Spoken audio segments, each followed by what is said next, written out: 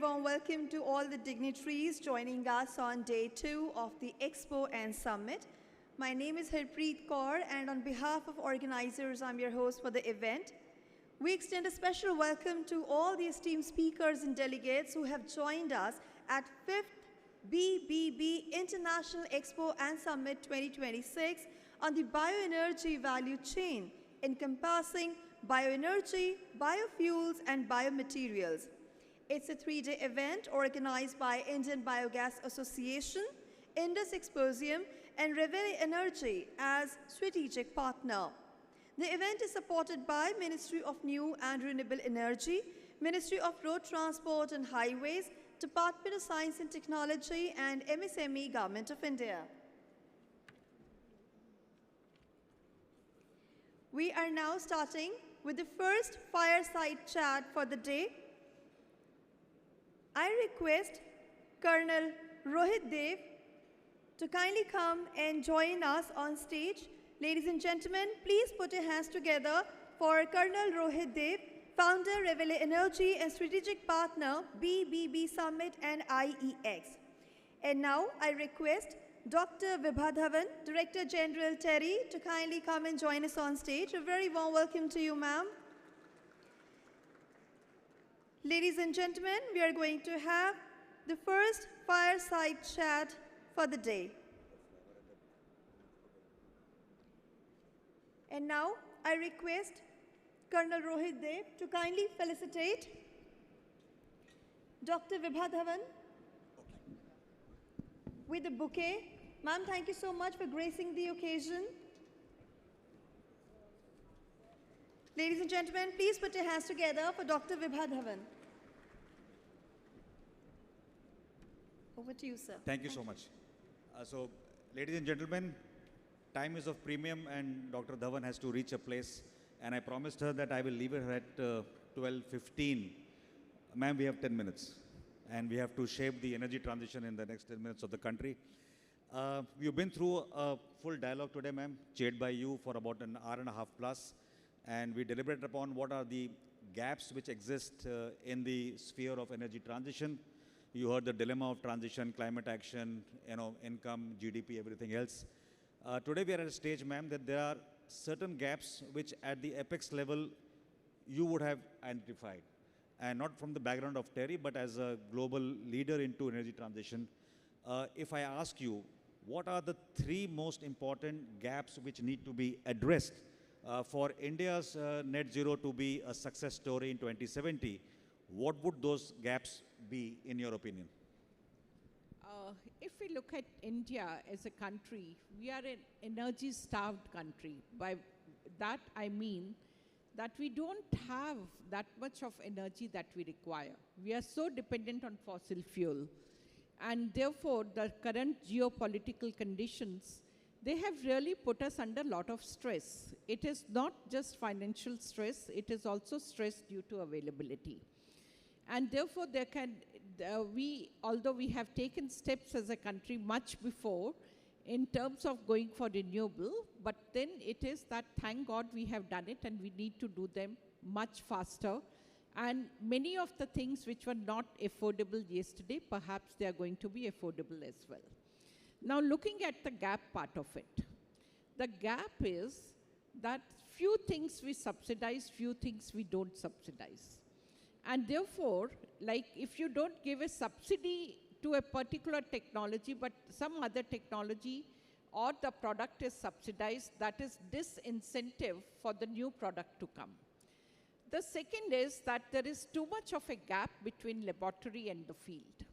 So we are very happy doing good research, most of the research institutions, because their mandate is doing research, and therefore it becomes PhD-oriented research rather than taking that research to the field.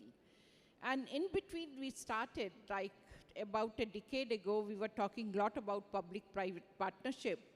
But I'll say that we were really not prepared because as a technology developer, we felt that technologies should be sold at a cost X, which usually used to be 10 times the cost of developing that technology. And Scientists were right in saying that every technology doesn't succeed, so it is 1 out of 10. So therefore, I'm charging it that way. And private players, they are still not interested in investing in early research or risk-taking research. So therefore, we are not researching, and needless to say that research funds are too little and they are spread across. So what we need to do is a mission-oriented research. So where you are very clear, I need to do this thing, maybe there are 10 different institutions working on it, and when the product will be developed, what is going to be the path from TRL 1, 2 to TRL 8, 9 when it is commercialized. And there are going to be economy of scales. So if you really put your heart and passion into developing that technology, it's going to succeed. Coming on the aspect of self-reliance, I think it's more to do with our research segment and the think tank, the academia. There are many in the fray today, and they are working in the same direction, but they are a little deviated in terms of the degrees of separation they have in working individually and not going as a cohesive unit. So any advice around that? How could these entities like TERI, CW, IFGA, IBA, and many others, Invest India and others, and can combine forces, and if we can co-create some kind of an agency which can shape the research, shape the advocacy, shape the implementation, standardization and audits and all aspects. If that dream team has to be created, what would be your advice to the government to create this dream team which can enable the government itself in the pursuit of net zero 2070? Yeah, you're absolutely right. And if we look at any research field, it is all multidisciplinary. And in the morning also I gave this particular example of biogas. Now biogas is dependent on biomass. So your very first step therefore becomes, how do I increase biomass production? Then once that biomass goes to the plant, is the design suitable for that particular area? Is it suitable for the socio-economic fabric of that particular place? Because somewhere, like if we take example of Amul, it's very successful in Gujarat, but cooperative models in the north of India are not that successful. So therefore, it becomes very important what is going to succeed. So do I need a plant, a community plant, or I need a plant at the household level? So I need to understand that. Economics plays an important role. Microbes play an important role. So, but what is happening is that we simply leave that to the judgment of those who are going to put that plant. We are not really guiding them. And once a failure is that they lose confidence in the technology. And upgradation, so you give it in a service mode. So if there is something goes wrong, you are able to go and repair that as well. And when I talk of research, it is not just in India, it's across that you should be able to tap, because the only resource which are in short supply, I'll say, is the human resource and financial resource. So rather than rebuilding a broken wheel, we should try to complete that wheel. Now, just to tell you one example, and I'm very proud of, TERI has set up Institute on Energy Transition. And the entire objective is that it is going to be multi-country, multi-partner. Because we want researchers to come, we also want industry to come, and we also want industry to demonstrate what they have. And that is how they will take this technology. And other thing is, because till few years back we used to say we are buying technology from country X. Let's move to it's not buying, it's co-developing the technology, because we are very different. Our needs are very different as a country. And therefore, the technological developments, rather than fine-tuning them tomorrow, we need to develop the technology. And believe me, first of all, Indian scientists are next to none. And secondly, it's a very price-sensitive market. And therefore, the solutions which will be developed at India level are going to be better than or equivalent to what exists at the global market. And we can actually give those to the global south those technologies. So let's look at that. We should become technology and capacity building hub for entire South Asia. That's a very good note, because I think Indianization and that freed of pride being an Indian is exuding on the stage since last Fireside, last morning as well, which is very good. So if I just put you on a spot, and you are the principal scientific advisor to the government of India, right? And you have to advise two people. You have to advise silently the Prime Minister and tell him what needs to be done. And you have to vocally tell the industry what's to be done. So one advice for the Prime Minister and maybe two for the industry. Well, I'll put it this way, that because we want to develop as a country made in India. And if you really want for production, it can't be without innovation. So therefore, my message to the Prime Minister would be, believe in your scientists, invest in research. Because it's the innovating nations which are going to grow, and not just which are into manufacturing part of it. And my advice to the industry is, please contribute, please believe in your scientists, and with academia. So become partners at the initial stage. Because what happens is, if we work in isolation, the scientists develop something, and then it takes more time when industry puts their requirements. So if they work together right from day one, research scientists know where to put in their research efforts, and industry is immediate taker of those research. Because research today, whatever you are doing, it has life of only 4 to 5 years. There is going to be a better technology. So if you waste that time in perfecting the technology, which will get outdated very soon, it is not worth your effort. With that note, a note of applause for the Iron Lady of the energy world from India. And I think, ma'am, with your gracious presence and intellectual thought sharing, we have learned enough. But before you go, time is up. So what I'll do is, I'll change the format a little bit. Abhi, amidst us, हमारे समक्ष माननीय member of parliament Shri Ashok Rawat ji उपस्थित हैं. तो sir, मैं आपको formally भी invite stage पे लाएंगे, बट अभी इशू क्या है कि आप दोनों को एक ही स्टेज पे बैठना था, तो मैं इसको ना इंटरप्ले करके, आर्मी में बोलते हैं हैंडिंग टेकिंग ओवर. सो मैं चाहूँगा कि आप और गौरव जी स्टेज पर आएँ, और आप अपने कमरों से मैम का अभिनंदन करें एक ट्रॉफी देके, और हम आपको रिसीव करेंगे एक गुलदस्ता देके, and then we will continue on the stage please. आइए.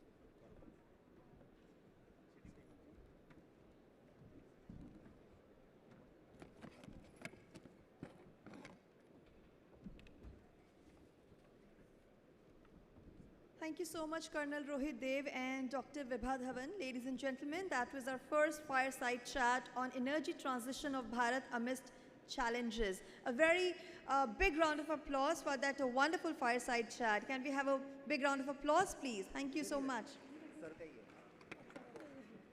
And now we are moving towards our inaugural session on Urja Saksham Bharat with biofuels on focus. We welcome Shri Ashok Kumar Rawat ji, Honorable Member of Parliament. A very warm welcome to you, sir. And now I would like to invite our dignitaries on stage for the inaugural session. I request Mr. Dirk Winke, owner and CEO, Winke, to kindly come and join us on stage. A very warm welcome to you, sir. Ladies and gentlemen, please put your hands together for Mr. Dirk Winke. I request Dr. A.R. Shukla, President, Indian Biogas Association, to kindly come forward and join us on stage. Ladies and gentlemen, please put your hands together for Dr. A.R. Shukla. And we also welcome Shri Gaurav Kedia, Chairman, Indian Biogas Association and lead partner, BBB Summit and IEX 2026. And now I request Colonel Rohit Dev to kindly felicitate Mr. Dirk Winke with the bouquet. And Dr. A.R. Shukla with a bouquet. So, ladies and gentlemen, please put your hands together for our distinguished speakers for the inaugural session of Day 2.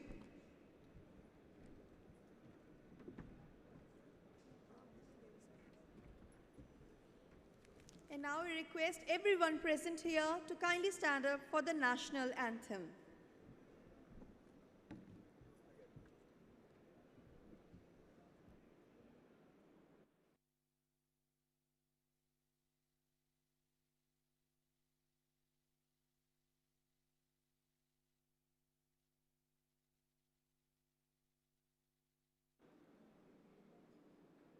Jana Gana मन अधिनायक जय हे भारत भाग्य विधाता पंजाब सिंध गुजरात मराठा द्राविड उत्कल गंगा विंध्य हिमाचल यमुना गंगा उच्चल जलधि तरंगा तव शुभ नामे जागे तव शुभ आशीष मांगे गाहे तव जय गाथा जन गण मंगलदायक जय हे भारत भाग्य विधाता जय हे जय हे जय हे जय जय जय जय हे.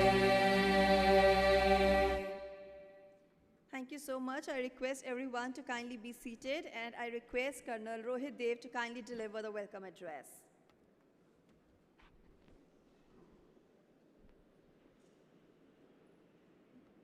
Good afternoon. Dignitaries on stage, ladies and gentlemen. It's our proud privilege to have assembled here to discuss the modalities of renewable energy pathways amidst a global upheaval which is affecting the world at large and also affecting the 1.47 billion which habitat India. And I think the lessons are drawn very clearly from this entire fiasco of Trump versus, I'm not even sure Khamenei is dead or alive, but Trump versus Khamenei. And it's a question which is being raised because the global supply chains are affected, the global energy needs to be met are affected, and both are being affected very adversely insofar as the world is concerned. It has become very, very imperative, and this summit is happening at a time when we have felt the stress and strain of this global upheaval. And bioenergy, solar energy, wind energy, waste to energy, even nuclear energy to the dimension has gotten added in thought process, thinking, and people coming together to discern the pathways which are more sustainable, more reliable, more self-reliant, and they are going to affect the future energy security of Bharat. So I think from that perspective, we are at the right stage, at the right time to ideate. We are at the right time to share our insights, and we're also at the right time to get inspired, not only from the people on the top of the industry or the government sector, but also a lot of inspiration to be drawn from the startups and MSMEs, which are not only participating in this summit physically, but all those who are contributing with their feedback mechanisms even online. So I think as a perspective, we went through 2 strategic dialogues over the last 2 days in the morning, and it has come to a conclusion that we need to focus much, much more on renewables, and that is the theme of the exhibition even today, which we recently inaugurated. We also have to focus on bioenergy, which connects farm to the factory to the financial world, and that is where the pathways to prosperity are emerging in Bharat. So I think that is the perception which people are beginning to understand. The financial institutions and domain are opening up. The global supply chain markets are thinking and aligning, be it the logistic people, the transportation people, the warehousing people, the insurance people. They are coming to know about what this sector is about, largely bioenergy, because solar and wind have been in the fray for a long time. They are pretty established markets in the value chain, be it the upstream, downstream, or the midstream. But insofar as bioenergy is concerned, we are far, far away, because the midstream still is a state of flux because of emerging technologies and our ambitions, whether it be green hydrogen, SAF, marine fuels, or otherwise. And the upstream remains a bugbear insofar as the complete scope of utilization of biomass or agricultural waste or MSW or any other city waste is concerned. So I think from that standpoint, it is important that as citizens, we not only understand why things are being done, why the government is putting so much of impetus into compressed biogas, because yesterday there was a debate in that strategic dialogue that the impetus given to a particular segment of biofuel is not there in the other one, or is not in some other bioenergy segment itself. These are decisions that are not taken, offhand and just, at a drop of hat or somebody's mind. These are long-term plays. For example, the CBG sector, if you go to the upstream, the direct benefit is to create decentralized systems with the farmers themselves, where the community can be, made more aware. Projects and finance can be dovetailed into mechanisms which already exist, so it's easier to do, rather than doing something which needs to be carried forward from a point to another and increasing your cost of logistics, and your P&L is not matching up. So I think from that standpoint as well, it's very important to understand that a very holistic thought, both at the government level, also being controlled through the Niti Aayog and the concerned ministries, are paying a lot of attention. The only 2 or 3 points I would like to just highlight for consideration of the audience, and in particular the Honourable Member of Parliament. We will follow this up, Honourable Minister, with a proper report of this event as well. But just to highlight a couple of bullet points. First is about the security of the energy itself. So if you understand, defense security in our country is a union list subject, where the government of India can take any land, do anything insofar as the sovereignty of the country is concerned, and build up any ecosystem without taking permissions from a state.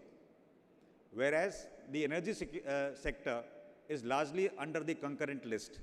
And where it goes wrong is that, in spite of the proactive stance of the central government of the day, there are issues with either ratification of those policies or schemes or implementation, and there are a lot of push and pulls, which affects directly the infusion of finance coming into that sector, because the foreign project developers or the financiers are very wary when they do not get the insight into the future that this policy stability will be retained or not.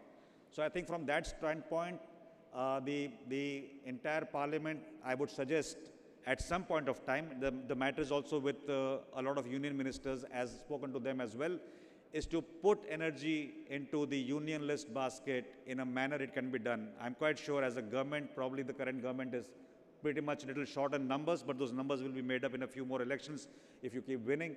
So I think that should take us to the top line of getting the required 2/3 majority to make the requisite change.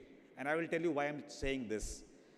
There are elders to me here, and there are younger people than me here as well. And I've spent about 55 years or so on earth, and I believe that for independence onwards, we have actually only been buyers. Anybody came to us with a nice bulb, we said good. He came with a LED, we said very good. Came with something else, tractor, we said very good. Came with something else, we said very good. So we kept buying.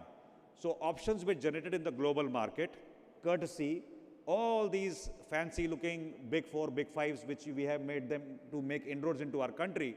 So obviously when they go to do any specific study, they are supposed to collect 10 data points, they collect 20, 10 they supply on a report to the government, 10 they use with their masters in the corporate world abroad, how to control the Indian market of the future.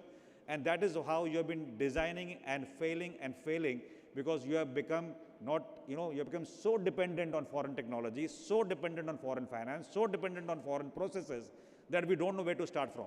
So I think as a subject, is it important that if you want to be a truly Atmanirbhar Bharat domain, and you want to be a Viksit Bharat in the next few years in 2047, and more than that, if you want to achieve net zero by 2070, which most of the top half of this crowd will not exist to see, I think we should make the right choices today, choose the right pathways for the energy transition, and for that reason, Honorable Member of Parliament, I think it's very important that we press home this point and get this done. And talking it for too long will not affect either on this podium or anywhere else. This job needs to be done for the future of Bharat. And I think these are the 2 points for communication. The second point which I wanted to say is a very light point, but it might make sense. MOPNG as a ministry is a consumer which takes up crude oil and gas from the global market, where the global pressures of the G2G, G2B are so high that oil needs to be sold into India because India has got 1.47 people with aspirations rising.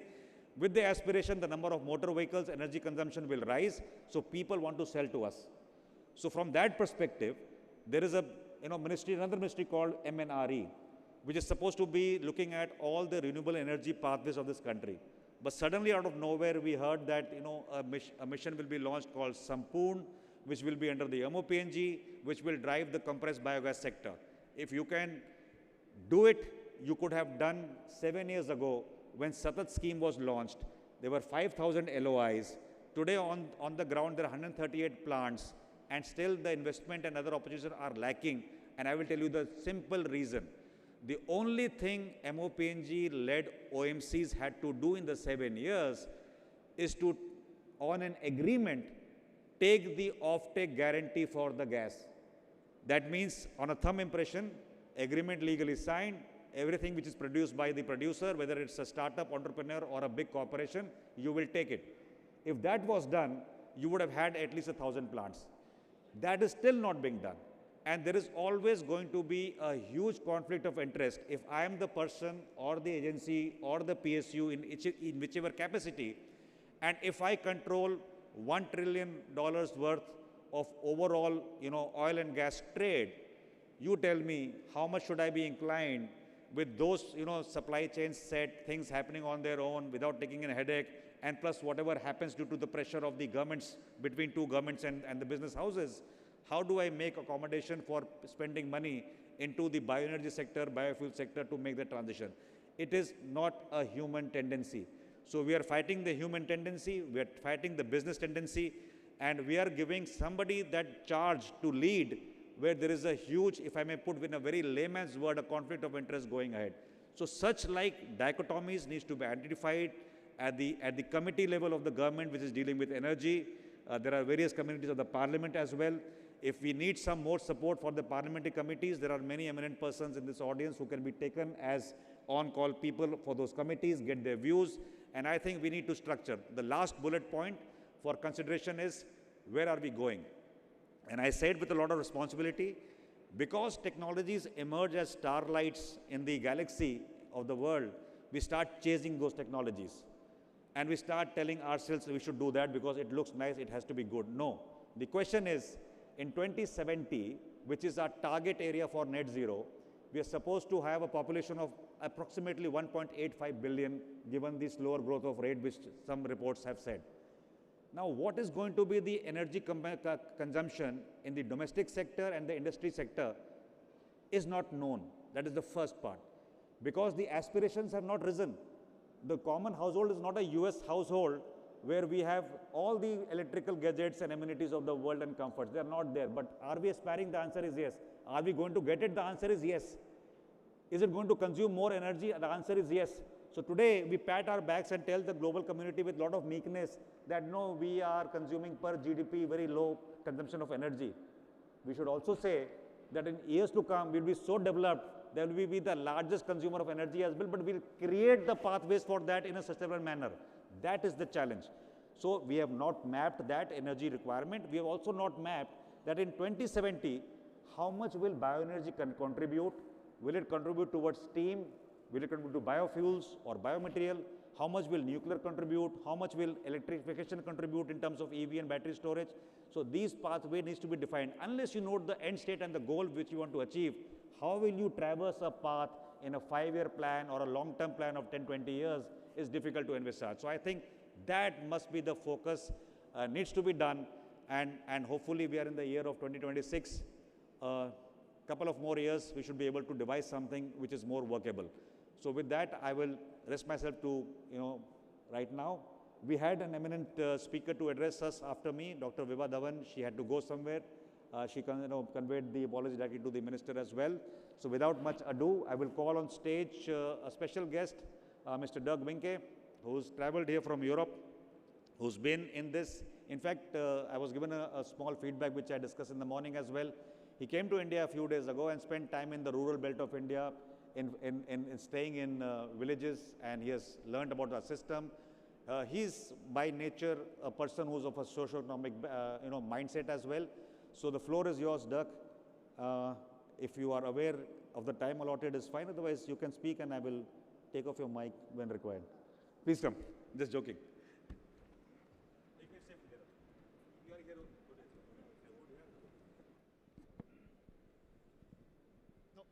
Thank you for the introduction and the nice words. Let me tell one thing. I'm very proud and happy to be back in India. It was way too long, but with good news. And the good news is that despite the global geopolitical situation, not only in India, Europe, all over the world, the good news for the industry is that there is an alternative for oil and gas. And that is biomass. Biomass is available, and I think that India has a big advantage of being the biomass country in the world. My first contact with India was way back in '93. The timing was not right, but in 17 years ago, we found another family company in Pune, the Forbes Marshall Group, also a family company, and we had the same values, and we thought there is something to do now. The time is now. And what we have been proving the last 17 years is not only that made in India is a good idea, but the last few years, innovate in India. And that makes me very happy. I'm the third generation. I'm no longer in operations active. I'm the third generation of a family company that has been started in 1912, more than 100 years ago, by my grandfather and my grandmother. They were the two together. And they were already faced with these energy problems those days. So we are in this biomass to energy for a very long time. In the energy crisis from '73, so we have been continuing to work on this matter, not only for those companies like in the wood industry or the agro industry who produce their own waste, but more and more now in all kinds of industries who need reliable and affordable energy. That is the trend that we are now, including a wide variety of fuels, not only biomass, but also can be combined with coal and refuse-derived fuel. In Europe, is that now the big thing? So municipal and industrial waste, which is recycled, and what left over is then used as fuel. So that's the good news that I would like to bring today. I'm so glad to be here.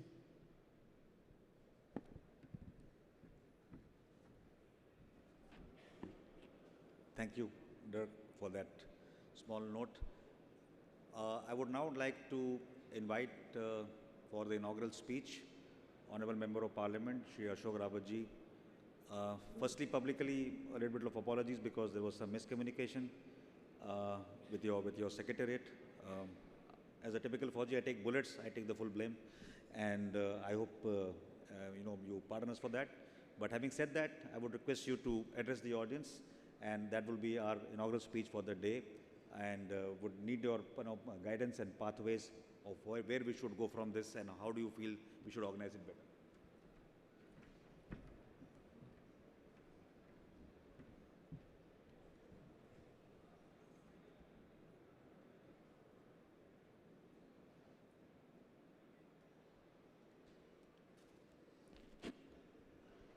Thank you colonel Dev ji, साथ ही गौरव जी बैठे हुए हैं मंच पर, और शुक्ला जी हैं, साथ ही में यूरोप से आए हुए हमारे मेहमान, यहाँ पर उपस्थित सभी उद्योग जगत से युवा इनोवेटर्स, सभी का मैं वंदन अभिनंदन करता हूँ।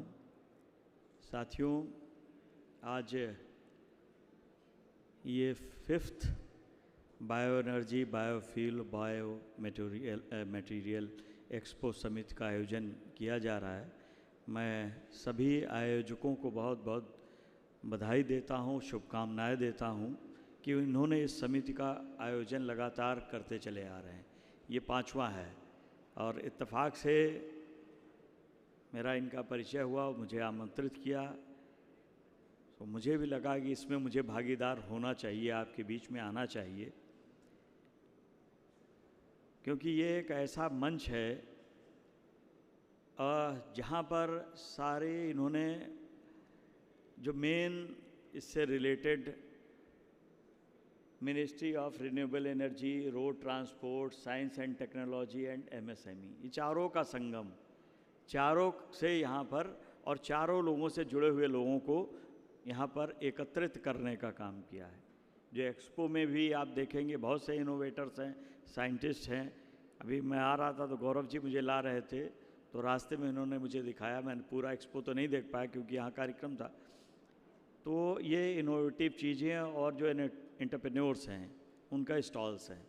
अभी जाते हुए मैं देखूँगा तो हमारे यशस्वी प्रधानमंत्री जी कहते हैं, India is driving not only its growth but also the growth of the world with the energy sector playing a significant role.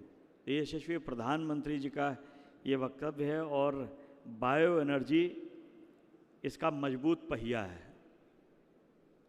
तो इससे देखें तो बायोमास जो है आज भारत में सबसे ज़्यादा उपलब्ध है, और क्योंकि मैं गांव से आता हूं तो सबसे बड़ी समस्या वहां पर होती है जब धान और गेहूं की फसल जब होती है, कटने के बाद उसका वेस्ट या तो लोग जला देते थे, उसको किसी तरीके से डिकम्पोज कर देते थे, लेकिन अब नए इनोवेशन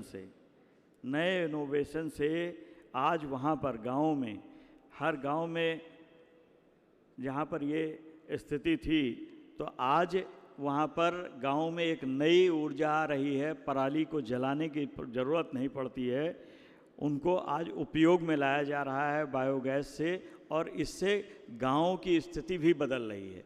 जो यशस्वी प्रधानमंत्री जी का विज़न है 2047 तक भारत को विकसित करना है, तो उसमें गांव की बड़ी भूमिका है। अगर गांव भी हमारा विकसित होगा, अगर गांव के ये वेस्ट हम इनका यूटिलाइजेशन करेंगे, तो आज यहाँ पर ये जो 5th समिति हो रही है, इसमें जो बायो मास और बायो एनर्जी, बायोफ्यूल और बायो मटेरियल्स की बात है, तो ये मटेरियल जो है वो वेस्ट हो जाता था, आज उसको हम यूटिलाइज कर रहे हैं। ये भारत के लिए सबसे बड़ी अच्छी बात है, और ये समिति ने जो कार्य किया है, मैं उसके लिए भी उनको बहुत बहुत धन्यवाद देता हूँ, क्योंकि यहाँ सिर्फ ये जो समिति ऑर्गेनाइज हो रही है, यहाँ टेक्नोलॉजी नहीं, यहाँ पूरा एक वेन्यू चेन है, जो कि खेत से लेकर के लैब और लैब से लेकर के मार्केट तक की ये व्यवस्था यहाँ पर आपको इस समिट में मिलेगी। तो साथियों, ये भारत को आगे ले जाने का एक रास्ता है। भारत आज आगे बढ़ेगा क्योंकि ये इस समिति ने देने का काम किया है कि आज सबको एक एक मंच पर ला के खड़ा किया गया करा है इन्होंने। तो मैं गौरव जी और कर्नल साहब की टीम को बहुत बहुत धन्यवाद देता हूँ कि समिट का आयोजन किया है, जिससे लोग ही नहीं, जो विश्व है, पीपुल एंड प्लेनेट, दोनों का जो ये कहते हैं समागम है, दोनों को कैसे हमें वो करना है। तो पीपल को भी, सब लोगों को भी कनेक्ट करना है और हमारे जो वर्ल्ड है उसको भी सुंदर बनाना है, नेचर को भी साथ लेके चलना है। तो इस एक्सपो को बहुत बहुत मैं धन्यवाद देता हूँ। आज यहाँ पर सभी लोग मौजूद हैं, साइंटिस्ट भी हैं, और तो मेरा यही कहना है, जय विज्ञान, जय किसान और जय भारत। भारत आगे बढ़ेगा, गांव आगे बढ़ेगा तो भारत भी आगे बढ़ेगा, और भारत आगे बढ़ेगा तो पूरा विश्व आगे बढ़ेगा। धन्यवाद। जय हिंद, जय भारत, भारत माता की। धन्यवाद।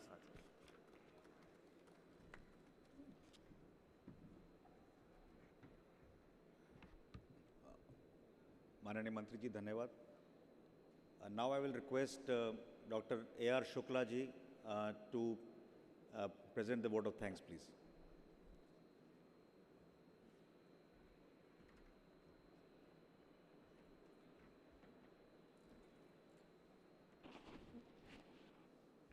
मैं बहुत आभारी हूँ हमारे माननीय अशोक जी का, मेंबर ऑफ पार्लियामेंट, जिन्होंने अपना समय ये समझते हुए हमें दिया कि इसकी वास्तव में गांव की बहुत ज़रूरत है, देश की बहुत ज़रूरत है और विश्व की बहुत ज़रूरत है। आपने बहुत अच्छा कहा कि अगर हम गांव को समृद्ध कर दें तो सब कुछ समृद्ध हो जाएगा, अगर इकाई को समृद्ध कर दें तो सब कुछ हो जाएगा। जैसे हमारे प्रधानमंत्री जी कहते हैं कि जब हम माताओं और बहनों को हम समृद्ध कर दें तो सब कुछ अपने आप समृद्ध हो जाता है।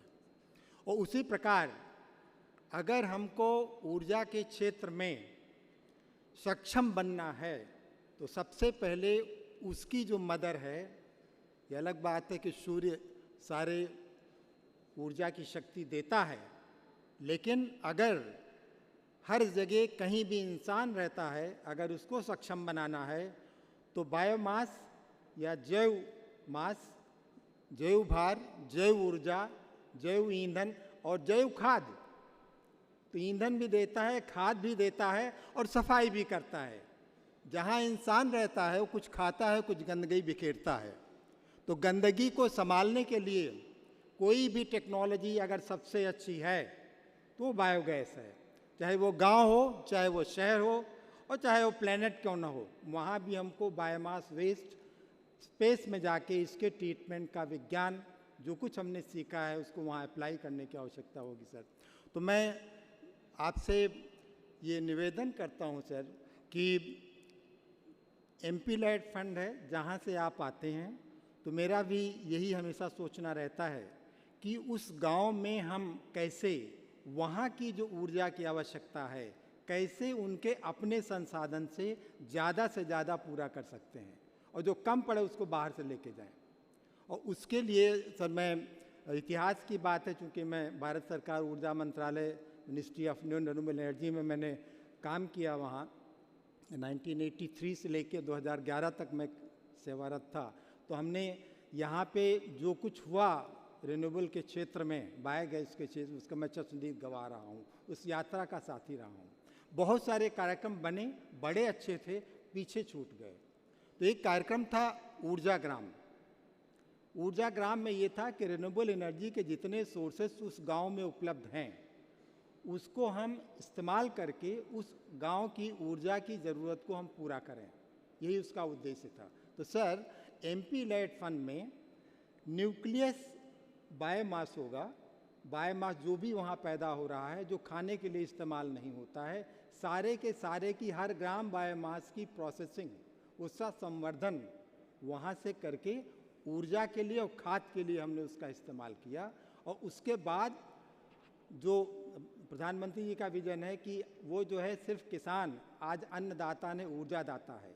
तो मैं ये कहूँगा कि ऊर्जा ग्राम में जो ऊर्जा दाता किसान है वो सारे किसान मिल करके पूरे गांव की ऊर्जा की पूर्ति कर रहे हैं। तो जहाँ पे विंड की गुंजाइश है, पोटेंशियल है, वहाँ पे विंड भी जोड़ें बायोमास के साथ में। जहाँ पे हाइड्रो है, छोटा हाइड्रो पवन पानी की चक्की लगा सकते हैं, उसको इससे जोड़ें, और भी जो ऊर्जा के क्षेत्र हैं उनको जोड़ें। और फिर सौर ऊर्जा तो हर जगह है। तो ऊर्जा ग्राम में जो हमारे समय से अब में परिवर्तन हुआ है, जो प्रधानमंत्री जी का कार्यक्रम है रूफटॉप का कॉन्सेप्ट, तो जो रूफटॉप का कॉन्सेप्ट, रूफटॉप और बायोमास को एक साथ मिला करके 90-99% ऊर्जा की आवश्यकता को हम पूरा कर सकते हैं। तो सर ये आपसे निवेदन है, आपसे मुलाकात हुई, मौका मिला आपसे अपनी बात कहने के, दिल की बात कहने का। तो ऊर्जा ग्राम, ऊर्जा नगर, ऊर्जा शहर, तीनों में बायोमास, जहाँ बायोमास वेस्ट है हमारी ऊर्जा बननी शुरू हो जाती है, वहाँ से करते हैं। सो बहुत बहुत धन्यवाद देव जी, हमारे कोऑर्डिनेटर गौरव जी, और आप तमाम लोगों का जो यहाँ आए हुए हैं सबको बहुत बहुत धन्यवाद। जय Hind. Thank you so much, sir, for delivering the vote of thanks. With this, our inaugural session of Day 2 comes to a close. I request Colonel Rohit Dev to kindly felicitate our Honorable Member of Parliament, Shri Ashok Kumar Rawat ji. Sir, thank you so much for taking out time for us and gracing the occasion. Ladies and gentlemen, please put your hands together for Honorable Member of Parliament, Shri Ashok Kumar Rawat ji. Thank you. Thank you so much, sir, for your valuable contribution to the inaugural session. Now I request Colonel Rohit Dev to kindly felicitate Mr. Dirk Winke, owner and CEO Winke. Thank you so much, sir, for your valuable inputs and for gracing the occasion for us. Thank you so much for your time and contribution. And now I request Sri Gaurav Kedia to kindly felicitate Dr. A.R. Shukla, President, Indian Biogas Association. Thank you so much, sir, for your motivational words and for gracing the occasion. Now we request everybody to kindly come together for the group photograph. Ladies and gentlemen, please put your hands together for this wonderful inaugural session on Urja Saksham Bharat with biofuels in focus for Day 2 of the International Expo and Summit. That's 5th edition of BBB. Thank you so much to all our distinguished speakers and the dignitaries. We request you all to kindly take your seats, and now we request some transition time. We are going to have the very first thematic session for the day. It's going to be on the topic Compressed Biogas, Science to Socioeconomics. Thank you so much.